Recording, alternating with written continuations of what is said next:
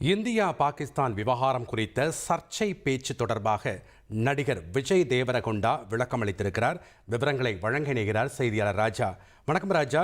நடிகர் விஜய் தேவரகொண்டா அளித்த விளக்கத்தில் என்னென்ன விஷயங்களை குறிப்பிட்டிருக்கிறாரு, விவரங்களை பதிவு பண்ணுங்க. வணக்கம்.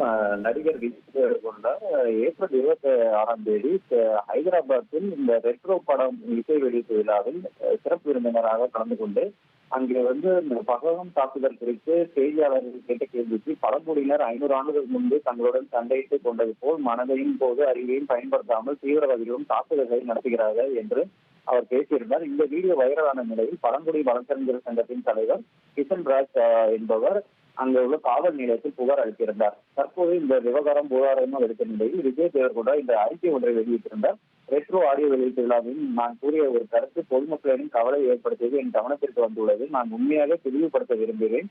எந்த ஒரு சமூகத்தையும், குறிப்பாக நமது பழங்குடியினரை நான் ஆழமாக மதிக்கும் மற்றும் நம் நாட்டின் ஒருங்கிணைந்த பகுதியாக கருதும் அவர்களை புண்படுத்தவோ அல்லது குறிவைக்கவோ எந்த நோக்கமும் இல்லை. நான் ஒற்றுமை பற்றி தான் பேசினேன். இந்தியாவில் அனைவரும் ஒற்றுமையாக இருந்து மக்கள் ஒற்றுமையாக முன்னேற வேண்டும் என்பதை பற்றிய அந்த உலகத்தை நான் விரும்புகிறேன். ஒரு நாடாக ஒற்றுமையாக நிற்க வேண்டும் என்று வலியுறுத்தது. அதே வேளையில் இந்தியர்களுக்கு எதிராக வேண்டுமென்றே பாகுபாடு காட்டுதல், அதே போல் அந்த செயலை நான் கண்டிக்கிறேன். அதே போல் அவர்கள் அனைவரும் எனது குடும்பமாகவும் எனது சகோதரை போல் நான் பார்க்கிறேன். பழங்குடி என்ற வார்த்தையை நான் பயன்படுத்தியது போல் வரலாற்று மற்றும் அகராதி அர்த்தங்கள் பல நூற்றாண்டுகளுக்கு முன்பு மனித சமூகம் உலகளவில் பழங்குடியினர் ஒருங்கிணைக்கப்பட்ட காலத்தை குறிக்கிறது. ஆங்கிலத்தில் பழங்குடி என்பது பொருள் ஒரு பொதுவான கலாச்சாரம் மற்றும் பேச்சுவழக்கு கொண்ட சமூக, பொருளாதார, மதம் அல்லது ரத்த உறவுகளால் இணைக்கப்பட்ட குடும்பங்கள் அல்லது சமூகங்களை கொண்ட ஒரு பாரம்பரிய சமுதாயத்தில் ஒரு சமூக பிரிவு.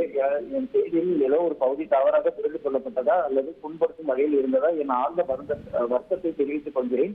அமைதி, முன்னேற்றம் மற்றும் ஒற்றுமை பற்றி பேசுவது எனது ஒரே நோக்கம். ஒருபோதும் பிளவுபடாமல் ஒன்றிணைக்கும் மேம்படுத்துவதை எனது தளத்தை பயன்படுத்துவதில் நான் உறுதியாக இருக்கிறேன் என நடிகர் விஜய் தேவரகொண்டா தனது அறிக்கையில் குறிப்பிட்டிருக்கிறார்.